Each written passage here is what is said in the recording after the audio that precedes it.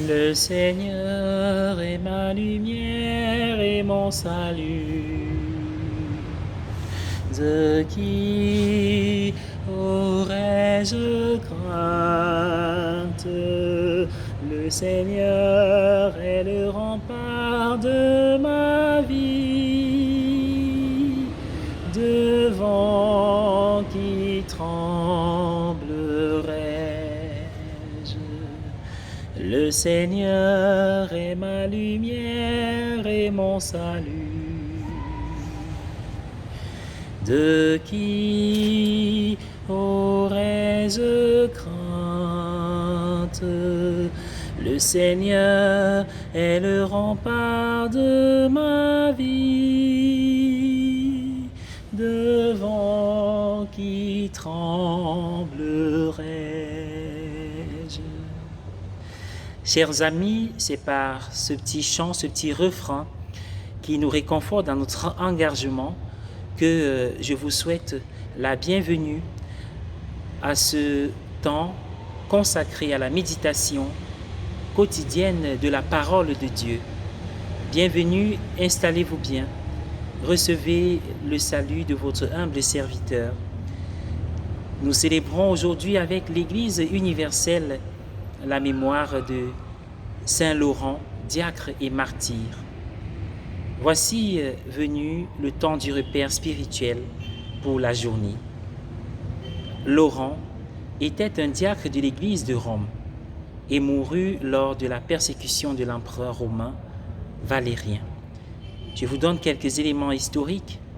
C'était en l'an 254, 4 jours après que le pape Saint Sixte II et ses 4 compagnons diacres aient été mis à mort. Il a été enterré sur la Via Tiburtina, l'une des principales routes de Rome. Sur sa tombe, l'empereur Constantin le Grand a ensuite construit une basilique. Après diverses modifications apportées au fil des siècles, elle est toujours la basilique de Saint-Laurent hors les murs et n'est que l'une des 7 grandes églises en son honneur dans la ville. Ça vaut le coup de le rappeler. Laurent a été vénéré dans toute l'Église à partir du IVe siècle. La tradition veut que Laurent ait été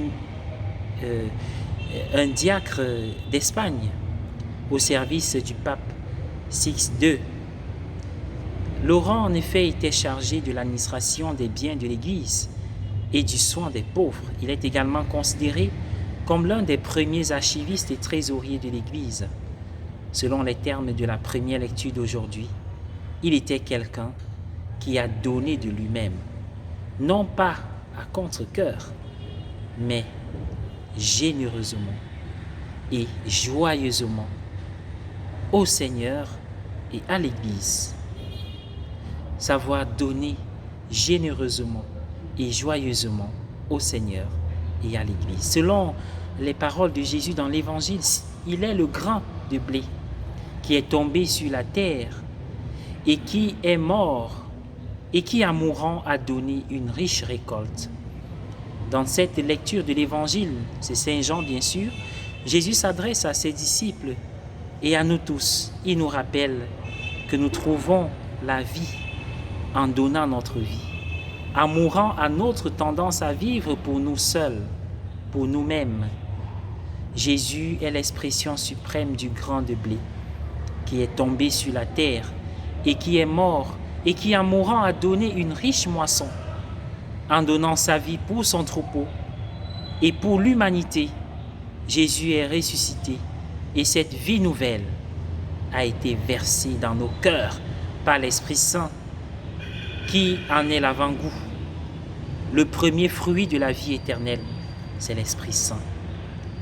Et Saint Paul dans Romains dit très bien, l'amour de Dieu est versé en nos cœurs par l'Esprit Saint qui nous a été donné. Ce modèle de vie pour soi-même et pour les autres par le don de notre vie doit être le modèle de toutes nos vies en tant que personnes baptisées en Jésus. Comme le dit Paul dans notre première lecture de ce jour, lorsque nous nous donnons généreusement et joyeusement, Il n'y a pas de limite aux bénédictions que Dieu peut envoyer sur nous. Lorsque nous nous donnons généreusement et joyeusement, il n'y a pas de limite aux bénédictions que Dieu peut envoyer sur nous. Je vous souhaite une agréable journée et je vous invite à prier avec moi. Dieu éternel et tout-puissant, nous te remercions pour le don gratuit de la vie. Sois béni pour tes bienfaits, sois béni pour tes merveilles. Nous voulons aujourd'hui penser aux personnes délaissées, aux enfants de la rue, aux pauvres, aux personnes abandonnées. Seigneur, il y a des sans-abri. Il y en a même qui, parce qu'ils veulent vivre la charité, la solidarité humaine et chrétienne, vont dans des pays troublés, déchirés par la guerre et de multiples crises.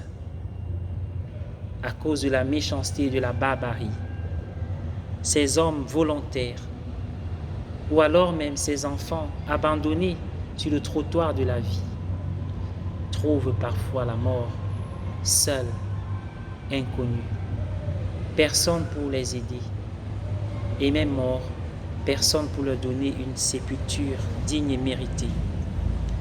Nous nous unissons, Seigneur, à toute leur famille, qui perdent ainsi des membres, des êtres chers, sans même le savoir, et qui les rechercheront à jamais. Nous prions pour ces personnes qui sont mortes en ce mois de Marie, nous te les confions de manière inconnue et qui n'ont jamais bénéficié d'une sépulture humaine digne. Nous te prions aussi pour les vivants et les souffrants, les laissés pour compte, les délaissés de la société, ces enfants de la rue, ceux qui n'ont pas choisi leurs conditions,